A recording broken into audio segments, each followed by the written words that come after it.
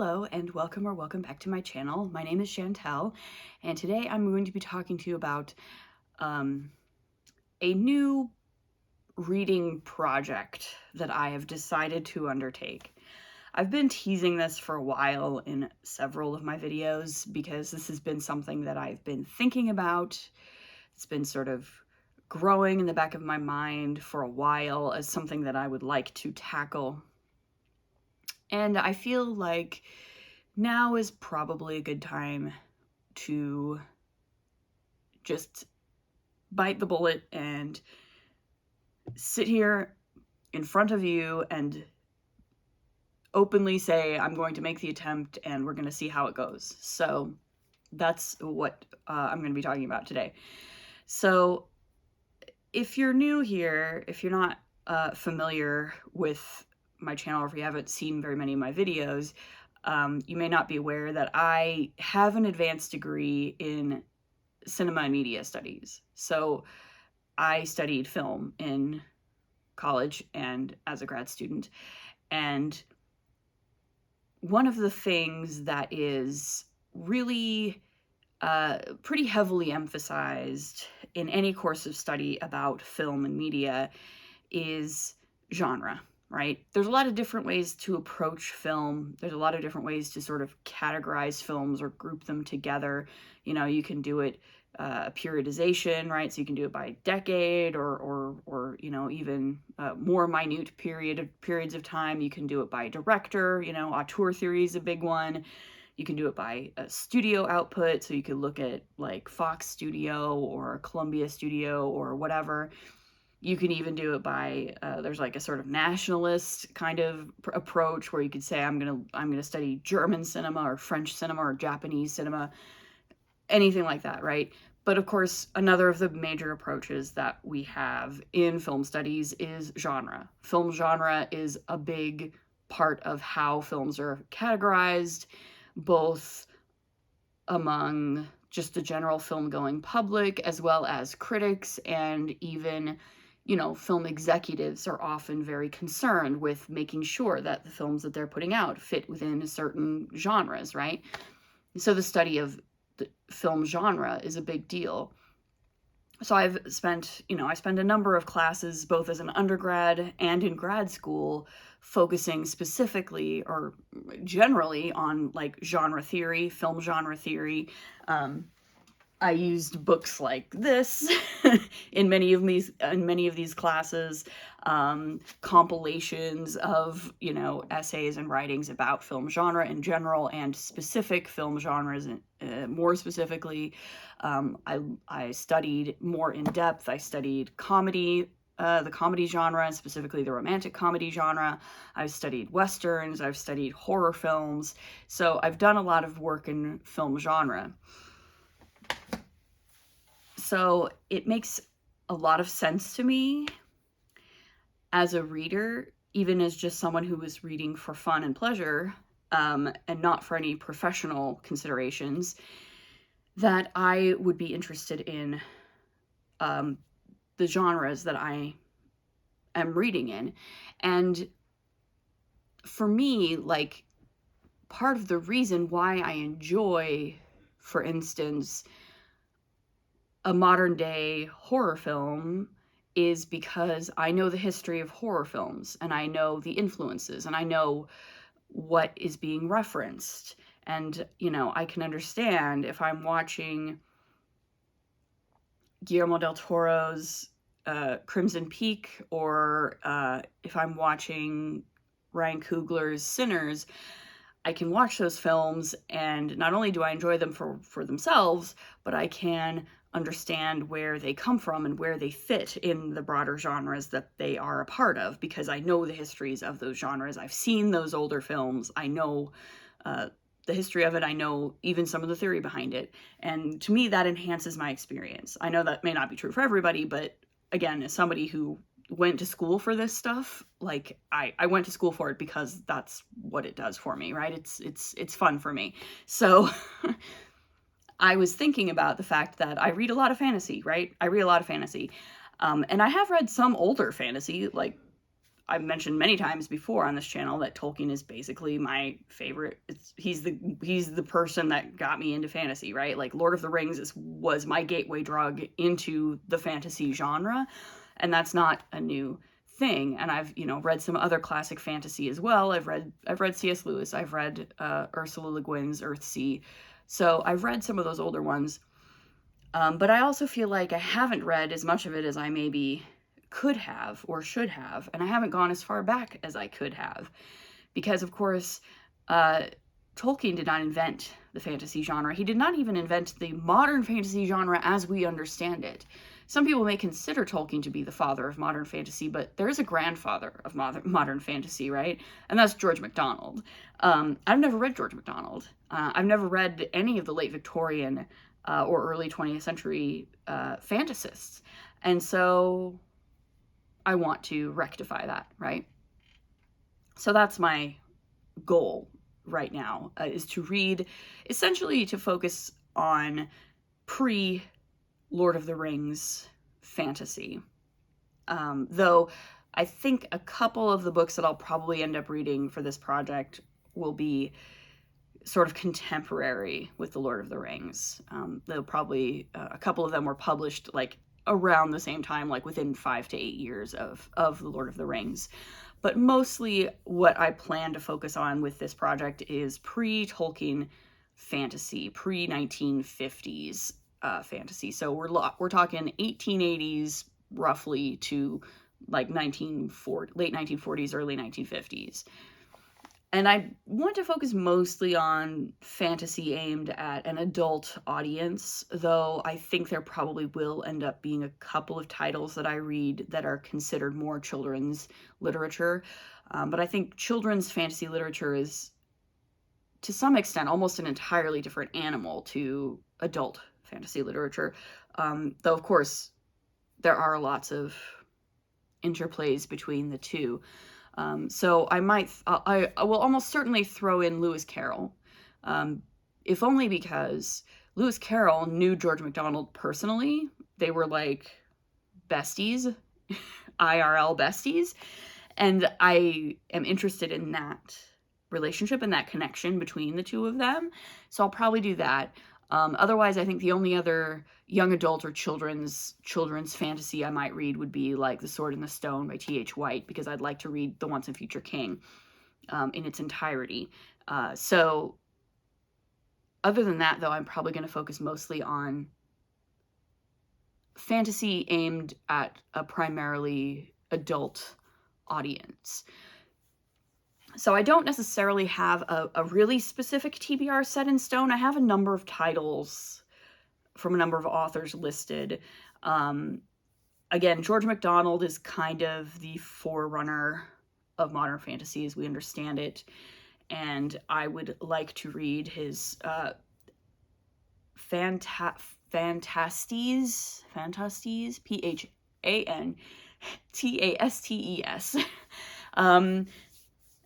And this was published quite early. This was published in, I think, 1858. So this is by far the oldest title on this list. And so I definitely want to read that. I will almost certainly read, I'll try to read some other George MacDonald stuff, because that's not the only thing he wrote. And I would like to do more of a deep dive into some of these authors as well. If they wrote more than one thing, I'd like to familiarize myself with it. And so, yeah, I'll probably read some George MacDonald. I will probably read, as I said, Lewis Carroll, at the very least, the first one, Alice's Adventures in Wonderland. I'll probably read that just to make that connection. And then, of course, there's William Morris, famously of the wallpaper, but also he was much more than just a designer. He was also a writer and a poet, and he wrote some fantasy stories in the late 19th century, which is why I feel like now is a good time to start this, because if I start it by October, some of this stuff definitely qualifies as Victorian literature and would be a great entry for Victober this year. So I'll probably try to read some of this in October to sync up with Victober.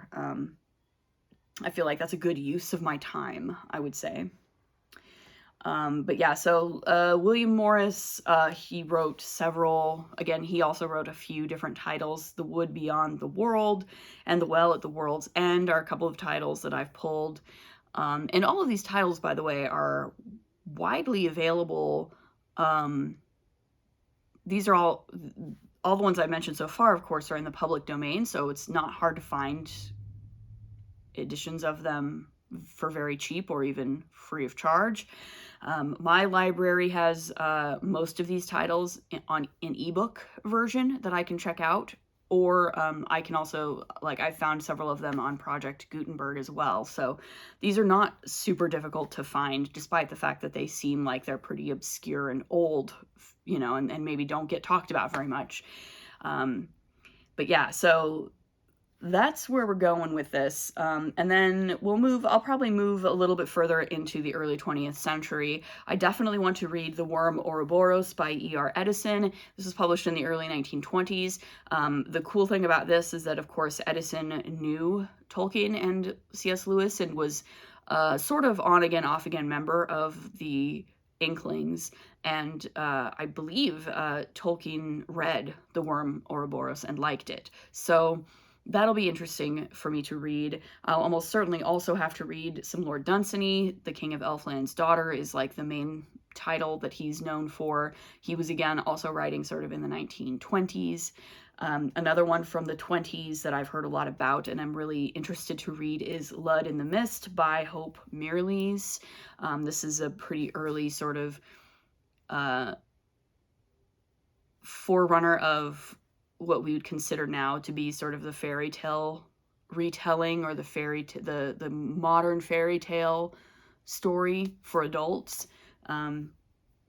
Yeah, there's a few others. I'm sort of fudging my own rules a little bit by pushing into the 50s with some of these titles.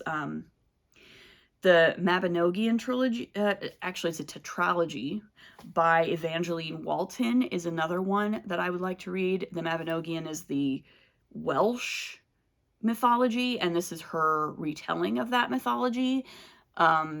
This is a weird one. I did a little research on this because it was like, the publication dates were like 1936 to 1978 or something like that. And it turns out that the first volume of this series was published in 1936, and she wrote it in the 30s. But it did not sell well enough for any publisher to want to continue to put it out. And so it kind of got shelved for several decades. And then it was only in the 1970s when The Lord of the Rings got super popular and a bunch of publishers were looking for more fantasy novels to publish that the rest of this series was discovered, and it was then finally published in its entirety in the 70s. So this is one that dates from the 30s. It was written in the 30s, but much of it was not published until the 1970s, when fantasy as a genre had really taken off. So I'll probably try to read that as well, especially because it's written by a woman, and I try to have a little bit of diversity in my reading. So it's cool that there's a couple of women on this list. And I'll probably finish it up with, again, a couple of titles from more like the late 40s, early 50s. The Gormenghast trilogy by Mervyn Peake, of course, is another classic one that's often compared to Lord of the Rings because it's also a trilogy and it was also published around that time. And I'll also almost certainly want to read, as I said, The Once and Future King by T.H. White, because it is a classic of Arthuriana, and I have read Mallory. I've read Mallory, so I figure the next logical step is to read The Once and Future King. And The Once and Future King, I imagine, will be a little bit easier to read than Mallory. So, not that I didn't enjoy reading Le Morte d'Arthur. It was pretty good. Le Morte d'Arthur is a pretty good time, actually. But yeah, so that's my general plan. I do intend, at least right this minute, to attempt to do this more or less in chronological order of publication, give or take. Just because, again, the way that I think about genre is something that it builds upon itself over time. And so I feel like it makes the most sense to start with the earliest titles and to work my way through to the more recent titles. So that's what's going on here. I'm not planning on putting a time limit or anything on this for myself. This is not a challenge, a competition, or a race. I'm not racing against a clock. I'm not doing anything like that. This is just a sort of project that I would like to have going for myself in the background and working on. So I'm not worried about, how long it's going to take me to get through all these or anything like that. I'll probably, as I said, in October at the very latest try to start this by reading some of the Victorian fantasy on this list for Victober, and we'll go from there and see what happens. For me, it just makes sense. I like classic novels. I like old books, right? And I also really like fantasy, so there's absolutely no reason why I shouldn't be reading old fantasy books. And again, to understand where Tolkien is coming from, right? When I reread The Lord of the Rings, I like to know where he was getting his influences. And he was definitely getting a lot of his influences from medieval literature and Anglo-Saxon literature and mythologies that he was familiar with, which is very true. But he was also getting a lot of his influences from Victorian literature and from people like George MacDonald, because he was familiar with them as well. So that is my plan. And once I do get more towards the end of this and getting into the 1940s and 1950s, I may start to think about, doing a little bit more of reading some classic fantasy from, like the 60s, 70s, and 80s. That will certainly be a thing that I will consider.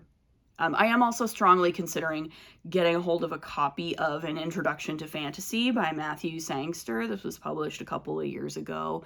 Matthew Sangster is a literary scholar and critic, and this seems to come highly recommended as an overview of the genre, and I imagine we'll have a lot of titles that I may not otherwise be able to find just doing Google searches and internet research. So I may very well get a copy of this book as well, just to assist me and help me thematically connect some of these titles and find maybe even some more titles to look at. So that is kind of my plan with this project. I hope you found this video interesting. I know this is a little bit different from what I've normally done in previous videos, but I hope you enjoyed. I hope that you are having a good day. And if you would like to tell me, are you doing any personal reading projects? Have you thought about doing any personal reading projects? I would absolutely love to hear about it in the comments if you have experiences doing any kind of these personal reading projects, or I don't know, a self-taught literature degree or DIY literature degree kind of thing. I'm just calling this a project. I'm not calling it a degree or anything like that, but it's similar to that kind of thing. Whatever you might want to call it. If you've done anything like that, let me know in the comments and let's talk about it, because I want to hear about your experiences and what worked for you or what didn't, in terms of sort of self-learning and self-motivation to, expand your horizons a little bit. So yeah, other than that, if you like this video, want to see more, hit the like button, subscribe if you would like, and I will see you in the next one. Bye.